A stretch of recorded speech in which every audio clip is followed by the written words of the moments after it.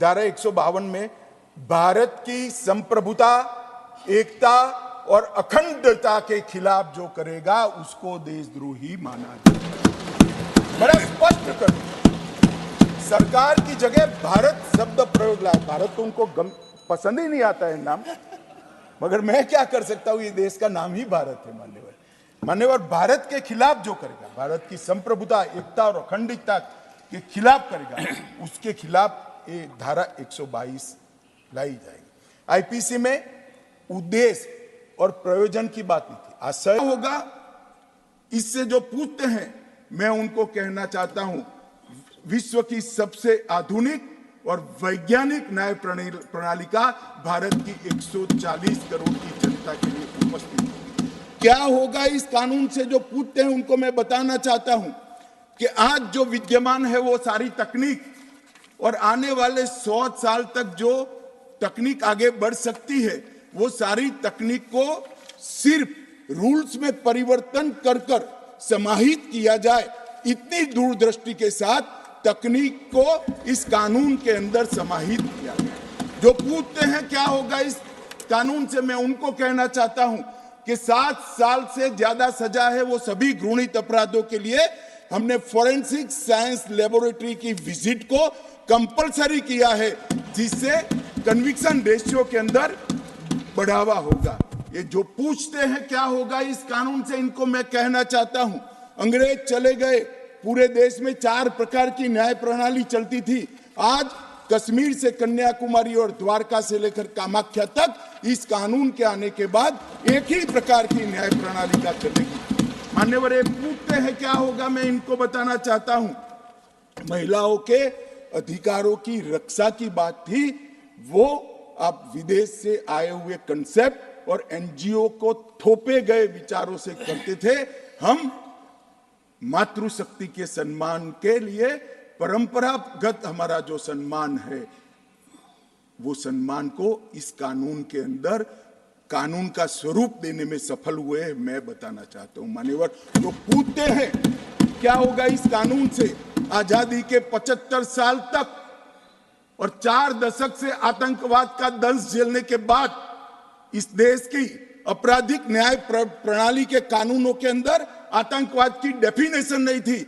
नरेंद्र मोदी जी ने zero tolerance toward आतंकवाद का परिचय कराते हुए टेररिज्म की डेफिनेशन को इसके अंदर शामिल किया है। मान्यवर जो पूछते हैं इस कानून से क्या होगा, मैं उनको बताना चाहता हूं कि इस कानून से राज्यद्रोह अब देशद्रोह के अंदर बदल गया है।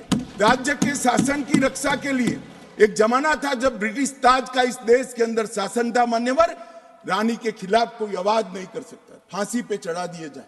महात्मा गांधी हो, तिलक महाराज हो, वीर सावरकर हो, वो राजद्रोह के कानून में कई साल जेल में रखे और आपने भी इसका उपयोग बखूबी किया। इमरजेंसी के अंदर ढेर सारे लोगों को जेल में डाल दिया, ढेर सारे विपक्ष के नेताओं। मान्यवर हमने राजद्रोह के अंग्रेजी कंसेप्ट को समाप्त कर दिया है। शासन के खिलाफ कोई भी बोल सकता है इस देश के अंदर। अब वाणी स्वतंत्रता का अधिकार भी है और लोकतंत्र है, मगर देश के खिलाफ आप नहीं बोल सकते हो। देश के खिलाफ बोलोगे, देश के खिलाफ कुछ करोगे, देश के हितों को नुकसान करोगे तो कठोर से कठोर दंड का प्रावधान इस कानून के अंदर है। व्यक्ति और देश के बीच में क्या अंतर होता है? डेमोक्रेसी का जो मूल विचार है, लोकतंत्र का जो विचार है, देश महान होता है, व्यक्ति महान नहीं होता है। मान्यवर इसको इस कानून के माध्यम से हम ला रहे हैं। वो पूछ रहे हैं क्या होगा इस कानून से, संगठित अपराध इस देश में ढेर सारे संगठित अपराध शुरू हो गए। 1 राज्य, 2 राज्य, 3 राज्य, 4 राज्य के गैंग बन गए, संगठित गैंग बनकर अपराध करते थे। अपराध करने वालों को पकड़ते थे, वो तो उसका हाथ था मान्यवर, दिमाग कहीं और बैठा होता था। इसको 120B की एक निर्बल धारा से कानून के शिकंजे में लाते थे। अब संगठित अपराध के लिए हमने एक नई अवधारणा, नई व्याख्या जोड़कर संगठित अपराध पर नकेल कसने का काम इस कानून के माध्यम से। जो पूछते हैं क्या होगा इस कानून से, इनको मैं कहना चाहता हूं, जो लिबरलाइजेशन की बात करते हैं, छोटे से गुनाह के लिए जेल में डालने का जो कंसेप्ट था अंग्रेजों का, गलती होती है मान्यवर। पहली बार कोई गलती करता है, दूसरी बार गलती करता है, जानबूझकर नहीं किया है फिर भी गुनाह होता है। ऐसे लोगों के लिए जेल में पहुंचाने की जगह पछतावे के लिए कम्युनिटी सर्विस का प्रोविजन हमें इस कानून के अंदर, जो कहते हैं क्या होगा, जल्दी न्याय मिलेगा। गरीब आदमी के लिए न्याय महंगा नहीं होगा। टेक्नोलॉजी का उपयोग कर कर और पुलिस, वकील और कोर्ट तीनों को लिए समय मर्यादा बनाकर हमने जल्दी न्याय की प्रक्रिया को आगे बढ़ा है। अब तारीख पे तारीख नहीं होगी, 3 साल के अंदर फैसला हाथ में। जो कहते हैं क्या हुआ है, कई बार भ्रष्टाचार से कोई जजमेंट इधर उधर आ जाता है, गलती से आता है, इसकी अपील का निर्णय कौन करता है मान्यवर? अपील जिसने प्रोसिक्यूशन का जो वकील है वो ही करता है। हमने इसमें डायरेक्टर ऑफ प्रोसिक्यूशन के अस्तित्व को कंपलसरी कर दिया है, जो पहले एडवाइजर था, और हर जिले में एक डायरेक्टर प्रोसिक्यूशन रहेगा जो पूरी प्रोसिक्यूशन की प्रक्रिया से अलग रहकर ये अपील योग्य केस है या नहीं है इसका निर्णय करेगा। इससे सबको मालूम पड़ेगा। और अंत में जो कह रहे हैं इससे क्या होगा, मैं इनको कहना चाहता हूं, ब्रिटिश संसद ने बनाए हुए कानूनों को समाप्त कर कर मोदी जी ने भारतीय संसद की गौरव को बढ़ाया है। आज पूरा देश एक कानून पारित होने के बाद हमारी संसद के बनाए हुए कानून के आधार पर मान्यवर एक गौरव का अनुभव वो नहीं कर सकते। मैं समझ रहा हूं नहीं कर सकते। जिनका दृष्टिकोण भारतीय है वो समझ सकता है कितने बड़े गौरव की बात है, मगर इटालियन चश्मा जिन्होंने पहना है वो इसको नहीं समझ सकते। वो अपेक्षा भी देश की जनता को उनसे नहीं है। मान्यवर, भारतीय नागरिक सुरक्षा संहिता में ढेर सारे बदलाव किए हैं, बहुत सारे सदस्यों ने कहा है, मैं बोलना नहीं चाहता। भारतीय न्याय संहिता ने भी सुरक्षा संहिता में 9 नए सेक्शन, 39 नए सबसेक्शन जोड़े हैं, 44 नए स्पष्टीकरण और व्याख्याएं जोड़ी है, 35 सेक्शन में टाइमलाइन डाली है और 14 धाराओं को हमने निरस्त किया है। मान्यवर, इसी तरह से भारतीय न्याय संहिता में भी अब 21 नए अपराधों को जोड़ा गया है, जिसमें एक अपराध मॉब लिंचिंग का है। हम पर आरोप करते थे कि आप मॉब लिंचिंग को प्रोटेक्ट करते हो, आपने तो कभी कानून बनाया नहीं, मगर हमने कानून बना दिया। मानव वध से बड़ा कोई गुनाह नहीं हो सकता और इसको कठोरता के साथ हम मान्यवर 21 नए अपराधों को जोड़ा गया है, 41 अपराधों में सजा के बढ़ाया गया है, 82 अपराधों में जुर्माना बढ़ाया गया है, 25 अपराधों में न्यूनतम सजा की शुरुआत की है, 6 अपराधों में सामूहिक सेवा को दंड के रूप में स्वीकार किया गया है और 19 धाराओं को निरस्त कर दिया गया। इसी तरह से भारतीय साक्ष्य अधिनियम के अंदर भी हमने 170 धाराएं अब होगी, 24 धाराओं में बदलाव किया है, 2 नई धाराएं और 6 उपधाराएं जोड़ी हैं और 6 धाराओं को निरस्त किया है। मान्यवर, लोकतांत्रिक प्रक्रिया के लिए सारे लोग बोलते हैं, मैं उनको बताना चाहता हूं कि 2019 से इस कानून को बनाने की हमने शुरुआत की और एक बहुत बड़ा प्रयास हमने किया है, धैर्यपूर्वक प्रयास किया है। मैं बाद में इस पर आता हूं, मगर आज जो कह रहे हैं कि क्यों ला रहे हो, मैं तो आपको भी कहना चाहता हूं ये वो है नहीं, मगर मुझे भरोसा है वो सुनेंगे जरूर, क्योंकि मैं उनको जवाब दे रहा हूं मान्यवर, इसलिए वो नहीं है तो भी जवाब देता हूं। आपकी फितरत है, चुनाव घोषणा पत्र को घोषणा पत्र मानते हैं। भारतीय जनता पार्टी चुनाव घोषणा पत्र नहीं कहती है, संकल्प पत्र कहती है और संकल्प सिद्ध करती है। आपका इतिहास है बोलकर भूल जाना, हमारा इतिहास है जो मोदी जी कहते हैं वो करते हैं। मान्यवर, मैं आज कहता हूं कि हमने कहा था कि टेररिज्म के प्रति जीरो टॉलरेंस की नीति को लाएंगे और आज 3 हॉटस्पॉट कश्मीर, वामपंथी उग्रवाद और नॉर्थ ईस्ट के अंदर हिंसक घटनाओं में 63% की कमी हुई है, 73% मृत्यु में कमी हुई। और आज आतंकवाद को डेफिनेशन को इसके अंदर जोड़कर इस गति को हम और बढ़ाएंगे, क्योंकि हमने संकल्प लिया था कि इस देश को टेररिज्म के दंश से मुक्त कराना है, इसलिए हमें लेकर आए हैं। मित्रों, मान्यवर, हमने कहा था कि हम अयोध्या में राम मंदिर बनाएंगे, हमने संकल्प लिया। कहते थे कांग्रेस के अध्यक्ष उस वक्त कहते थे कि मंदिर वहीं बनाएंगे मगर तारीख नहीं बताएंगे। 22 तारीख को प्राण प्रतिष्ठा है, पूरा देश जाने और ये वादा भी मोदी जी ने पूरा कर दिया। हमने वादा किया था इस देश की मातृशक्ति को, इस देश के नीति निर्धारण के अंदर हम उचित सम्मान देंगे।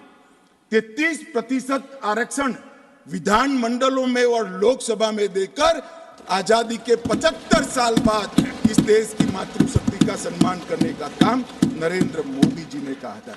और हमने कहा था मान्यवर, न्याय मिलने की गति बढ़ाएंगे, कानूनों को सरल बनाएंगे, कानूनों को भारतीय बनाएंगे और न्यायिक एवं न्यायालय प्रबंध व्यवस्था को सुदृढ़ बनाएंगे। ये मैं जो पढ़ रहा हूं हमारे संकल्प पत्र का हिस्सा है। उस वक्त मैं ही पार्टी का अध्यक्ष था मान्यवर, और आज हम इसको पूरा करने का काम इस महान सदन के आशीर्वाद मान्यवर। इसमें व्यास, अत्रि, बृहस्पति, कात्यायन, चाणक्य, वत्सायन, देवनाथ ठाकुर, जयंत भट्ट, रघुनाथ शिरोमणि, अनेक लोगों ने न्याय के दर्शन को जो लिया है उसको कंसेप्चुअलाइज कर आज के जमाने के अनुरूप उसको बनाकर इस कानूनों में स्थान दिया गया है। और ढेर सारी ऋचाओं को, इसकी आत्मा को पकड़कर इस कानून के अंदर हमने समाहित किया है मान्यवर। कोई बारीकी से देखेगा तो उसको मालूम पड़ेगा कि ये किस प्रकार से बदला है और आज के जमाने के अनुरूप कैसे हो सकता है। जो 8000 साल पहले नारद ने बात कही, मैं आज बताता हूं मान्यवर, जब मैं इसका अभ्यास कर रहा था तब मैं गर्व के साथ कहता हूं कि हमारे पुरखों ने जो सोचा है वो कभी काल बाह्य नहीं हो सकता है, वो चिरंजीवी है, चिरंजीवी। और आज भी उसको हम इतनी ही सरलता से एक कानूनों के अंदर स्थान दे पाए हैं मान्यवर। ये जो एक कानून आज तक चलते थे, इसमें कुछ शब्द थे जो आजाद भारत की आत्मा को आहत करने वाले थे। यूनाइटेड किंगडम की संसद, प्रांतीय अधिवेशन, क्राउन के प्रतिनिधि, London gazette, jury, United Kingdom of Great Britain and Ireland, her majesty सरकार, लंदन गजेट की द्वारा निहित की गई प्रक्रियाएं, ब्रिटिश क्राउन का अपमान, इंग्लैंड के न्यायालय की परंपरा और हर मैजेस्टी रोमिनियन और बैरिस्टर शब्द का भी उल्लेख था मान्यवर। ये सारा 75 साल तक इस देश की क्रिमिनल जस्टिस सिस्टम में चला गया। कांग्रेसियों की नजर नहीं पड़ी। मोदी जी को इस देश की जनता ने 14 में देश का प्रधानमंत्री बनने का मौका दिया और 19 से 24 पूरी चर्चा होकर मैं आज कह सकता हूं ये तीनों कानून, उनकी आत्मा भी भारतीय है, उनका शरीर भी भारतीय है और उसकी सोच भी भारतीय है मान्यवर। संपूर्ण भारतीय कानूनों को लेकर मैं आज इस सदन के सामने मान्यवर, हमने ढेर सारा परामर्श किया है। 2019 में सितंबर से इसकी हमने प्रक्रिया चालू की। सभी राज्यपालों, मुख्यमंत्रियों, उपराज्यपालों और प्रशासकों को मैंने पत्र लिखा। 2020 में मुख्य न्यायाधीश, सभी हाईकोर्टों के और सर्वोच्च अदालत के उनको पत्र लिखा।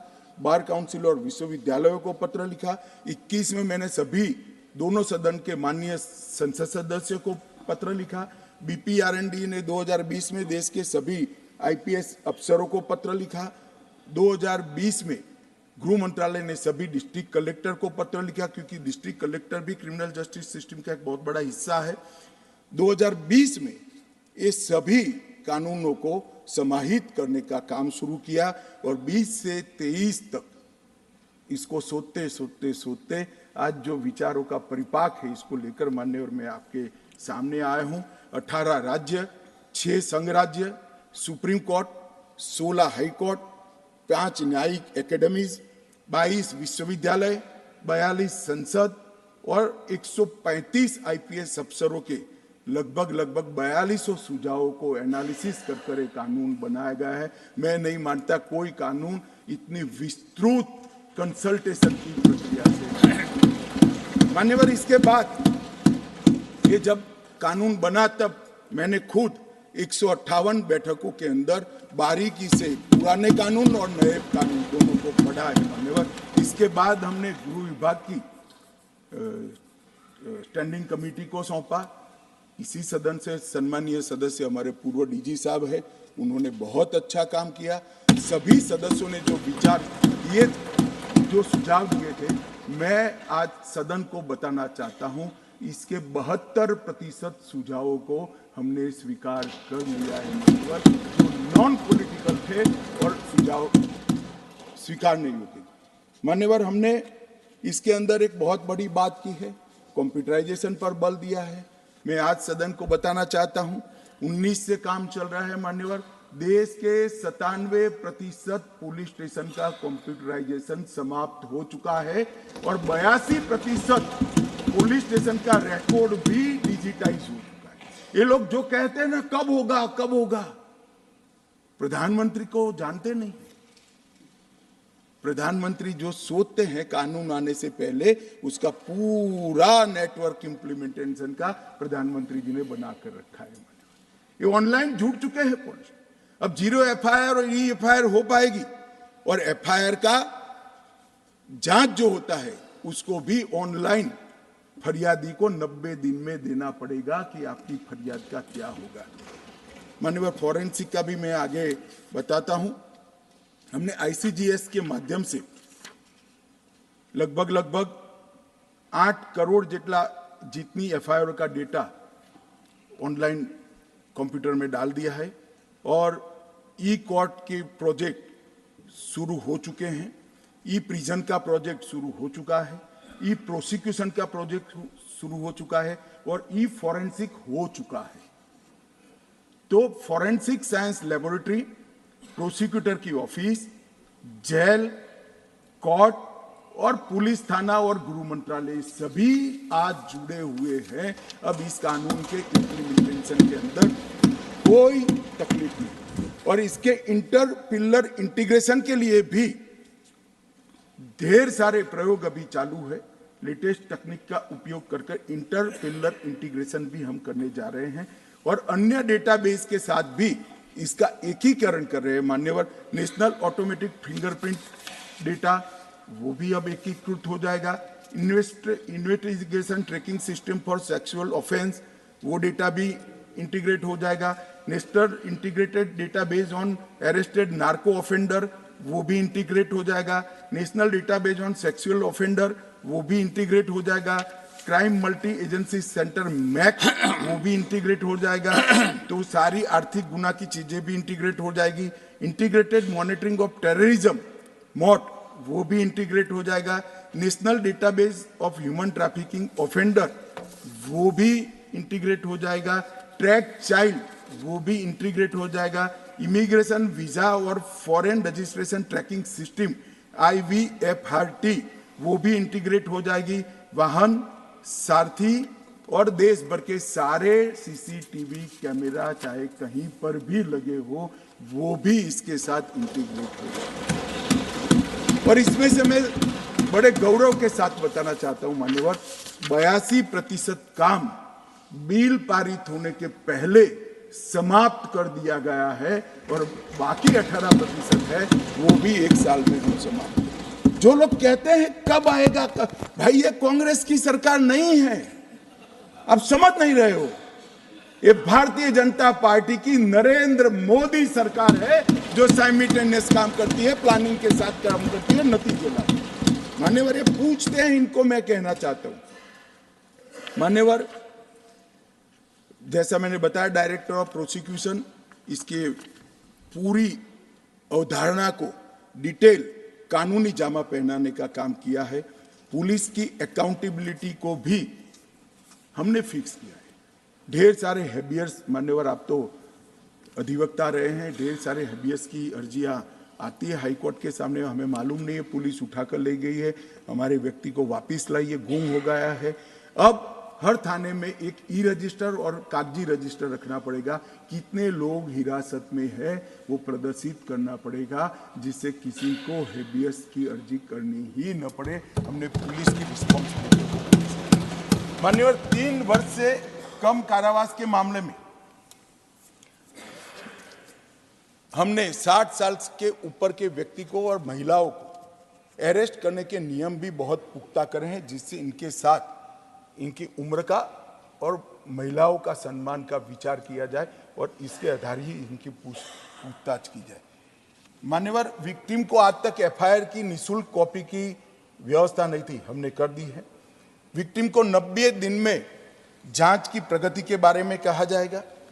पीड़ितों को पुलिस की रिपोर्ट, एफआईआर और गवाह के बयान ऑनलाइन कंपलसरी भेजने का प्रोविजन किया है और जांच और मुकदमे के विविध चरणों को भी ऑनलाइन पीड़ित को बताना। और एक कानून मान्यवर विक्टिम सेंट्रिक कानून बना है। पहले के कानून में जो अपराध करता है उसको दंड देने का उद्देश्य था। इस कानून का उद्देश्य जो विक्टिम है उसको न्याय देने का, उसके आत्मसम्मान को, उसकी गरिमा को पुनः प्रस्तापित करने का। ये बहुत मूलभूत अंतर इस कानून के हैं। इसके अंदर उसको पार्टिसिपेशन का अधिकार रखा है। मान्यवर, पहले आप जानते हो पब्लिक प्रोसिक्यूटर ही आर्ग्यू कर सकता था, अब विक्टिम का वकील भी आर्ग्यू कर पाएगा। इंफॉर्मेशन का अधिकार भी हमने दिया है। नुकसान की क्षतिपूर्ति का दावा करने का अधिकार भी दिया है, वो भी क्रिमिनल कोर्ट ही तय करेगी, सिविल दावा नहीं होगा। 0 एफआईआर से देश भर में कहीं पर भी कोई दबंगों के डर से वो थाने में अगर कोई मिली भगत वाला अधिकारी बैठा है, एफआईआर नहीं लेता है, तो ऑनलाइन एफआईआर देश भर में कहीं से भी वो कर सकता है। सीआरपीसी की धारा 321 में एक कमी थी, विक्टिम की बात सुनने की अनुमति नहीं थी, अब उसको सुना जाएगा। एक प्रति निःशुल्क दे दी जाएगी और जब किसी के यहाँ भी जब्ती होगी तो कंपलसरी इसकी वीडियोग्राफी की गई है, जिससे पुलिस कोई चीज बाहर रख। पंचों की उपस्थिति में वीडियोग्राफी होगी जो सर्टिफाइड होगी, जिससे कोई किसी के घर पर कोई चीज रखकर परेशान किसी भी नागरिक को होना न पड़े। मान्यवर, ढेर सारे छिद्र जो थे जो उसको बंद करने का काम नरेंद्र मोदी सरकार ने किया है, जो बिल लेकर आया हूँ। मान्यवर, बहुत सारे सदस्यों ने बहुत कुछ कहा है, मैं ज़्यादा विषय पर बात करना नहीं चाहता हूँ, मगर मैं कुछ चीज़ जरूर बताना चाहूँगा। मान्यवर, हमने जैसा मैंने पहले कहा, मानवीय अधिकारों को हमने, हमारे संविधान ने व्यक्ति का स्वातंत्र्य, सुरक्षा और उसके ह्यूमन राइट को प्रायोरिटी दी है। इसी के आधार पर हमने करा है। बलात्कार पहले 375 और 76 में था, अब शुरू में डेफिनेशन वगैरह की बातें आती है। धारा 60 से आपराधिक अपराधों का वर्णन होता है। 63 नंबर बलात्कार को दिया गया है, सबसे पहला स्थान महिला के साथ अत्याचार। गैंग रेप को हमने धारा 70 में डाला है। बच्चों के खिलाफ अपराध को भी इसी के आसपास डाला है। मर्डर जो पहले 303 था, महिला और बच्चों के साथ अपराध के बाद सीधा मानव वध को लेकर 101 नंबर की धारा 300 की जगह अब होगी। किडनैपिंग की धारा को भी आगे बढ़ाया है और हमने व्यक्ति का और विशेषकर महिला और बच्चों का गौरव प्रस्थापित करने का काम किया है। ये कांग्रेस पार्टी को मैं बचपन से ही मालूम नहीं क्या था, कुछ संस्कार होगा, कांग्रेस का विरोधी रहा। मेरी आइडियोलॉजी में जुड़ने से पहले भी कांग्रेस मुझे पसंद नहीं आती थी, कुछ नहीं मालूम था मान्यवर, तब से मैं विरोधी रहा। मगर मैं बारीकी से उनको देखता हूं। जब जब वो सत्ता पर आते थे 124A मतलब राजद्रोह का बड़े मौज से उपयोग करते थे, और जब सत्ता के बाहर जाते थे तो कहते थे कि 124 है तो कॉलोनियल कानून है, इसको निरस्त कर दो। मगर फिर सत्ता पर आते थे तो 124 का उपयोग करते थे। इन्होंने राजद्रोह को कभी समाप्त करना नहीं चाहा। भारतीय जनता पार्टी और नरेंद्र मोदी सरकार आज इस देश के कानून से राजद्रोह को हमेशा के लिए मान्यवर, शासन के खिलाफ बोलने का अधिकार हमारा संविधान का मूल अधिकार है। व्यक्ति के खिलाफ आप कुछ भी बोल सकते हो, कोई गुनाह नहीं होगा, आप बोलिए। बदनिक्सी का प्रावधान है, जिसको जाना चाहिए वो कोर्ट में जाएगा, मगर आपराधिक न्याय प्रणाली आपको झेलनी नहीं पड़ेगी। परंतु जिस धारा के तहत बाल गंगाधर तिलक, महात्मा गांधी और वीर सावरकर जेल में गए, मुझे आनंद है मान्यवर, आज वो धारा यहां से समाप्त हो रही है। मान्यवर, इसके साथ ये कहते हैं कि आपने अलग तरीके से राजद्रोह को देशद्रोह बनाकर लाई। मैं सभी सदस्यों को विनंती करता हूं, मगर मैं क्या कर सकता हूं, ये देश का नाम ही भारत है मान्यवर, भारत के खिलाफ जो करेगा, भारत की संप्रभुता, एकता और अखंडता के खिलाफ करेगा, उसके खिलाफ ये धारा 122 लाई जाएगी। आईपीसी में उद्देश्य और प्रयोजन की बात नहीं थी, आशय और प्रयोजन की बात नहीं थी। देशद्रोह की डेफिनेशन में आशय की बात कर हमने एक और उसको बचने का मौका दिया है। आईपीसी में जो डेफिनेशन थी उसमें घृणा और अवमानना था, जिससे राजद्रोह का अपराध हो सकता। रानी के खिलाफ अवमानना नहीं कर सकते, रानी के खिलाफ नहीं बोल सकते, रानी को घृणा नहीं बोल सकते। अब हमने क्या शब्द डाले हैं, घृणा और अवमानना हटाकर सशस्त्र विद्रोह, विध्वंसक गतिविधियां, अलगाववादी गतिविधियां और देश के अर्थतंत्र को नुकसान पहुंचाना, ये सारे उद्देश्य जो है शुद्ध रूप से भारत को सुरक्षित करने के लिए है, किसी व्यक्ति या शासन को सुरक्षित करने के लिए है। मगर मुझे मालूम है मैं उनको नहीं समझा पाऊंगा, क्योंकि वो समझना ही नहीं चाहिए। उनका तो इच्छा था कि वो मूल स्वरूप में चालू रहे और कभी अगर हमारा नंबर लग जाए तो इसका उपयोग करेंगे, मगर लंबे समय तक आपका नंबर नहीं लगने वाला है। अब मान्यवर, महिलाओं और बच्चों के प्रति जो अपराध है उसके लिए भी हमने ढेर सारे नए कठोर कानून बने हैं। इसका फाइन ट्यूनिंग इसके साथ लिया है। नाबालिग महिलाओं की व्याख्या में 18 साल के बाद वो कम आयु की महिला डाल दिया है, जो पहले 15 साल था। वयस्क महिला के गैंग रेप को भी आजीवन कारावास का प्रावधान किया है। 18 वर्ष की कम उम्र की महिला के साथ बलात्कार के लिए हमने फांसी की सजा की है। नाबालिग महिलाओं के साथ सामूहिक बलात्कार के लिए भी फांसी की सजा की है। और धोखे से यौन संबंध बनाने या विवाह करने के व्यक्तियों को लिए भी कठोर दंड का हमने ग्रहण किया गया है। मान्यवर, हमने ढेर सारे काम करे हैं। इस कानून को जेंडर न्यूट्रल बनाना का भी काम किया है, और सबसे बड़ा जो प्रोविजन किया है 113(1) में हमने टेररिज्म की डेफिनेशन दी है, आतंकवाद की व्याख्या। कल लोकसभा में कुछ सदस्यों ने कहा कि इसका दुरुपयोग होगा। भाई, मुझे एक बात समझ नहीं आता है कि देश का संसद टेररिज्म के खिलाफ कठोर कानून बना रहा है, तो मेरे मन में भला क्यों भय जागे? मेरी तो सुरक्षा होगी अगर मुझे टेररिज्म नहीं फैलाना है तो। भय किसके मन में जागेगा मान्यवर? किसके मन में जागेगा भाई? कराने वालों के मन में जागेगा।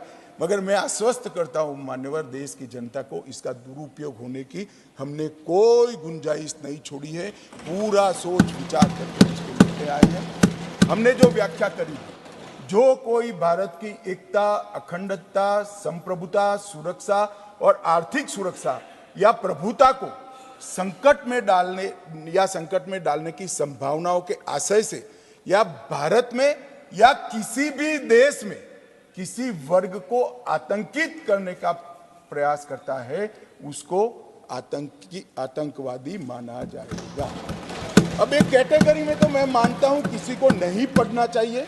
अगर एक कैटेगरी में पढ़ते हैं, आप इसमें आते हैं, तो निश्चित मानकर चलना, कठोर से कठोर दंड के आप भागी।